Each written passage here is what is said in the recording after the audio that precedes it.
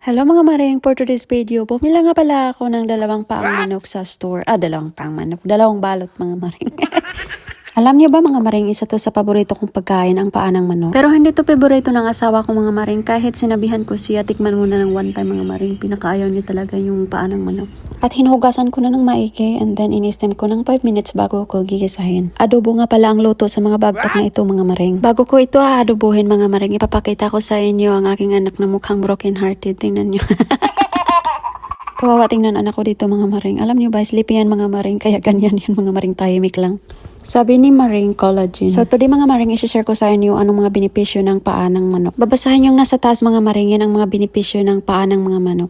If gusto mo ng collagen mga maring, ito highly recommended, magluto ka na ng paa ng manok. If wala kayong manok mga maring, hulihin mo yung manok ng kapitbahay at putulin mo yung paa. What are you doing? Huwag mong susubukan, baka masisira ang buhay mo maring. If gusto mo ng highly recommended collagen mga maring, ayan, bumili ka ng paa ng manok. Ito na nga pala ang finished product natin mga maring, ayan. Ang sarap-sarap niyan mga maring. Tingnan, nagugutom na ba kayo mga maring? Ayan, gusto mo yan? At nag-aadobo na rin ako ng oink-oink mga maring. Halina, kain na tayo.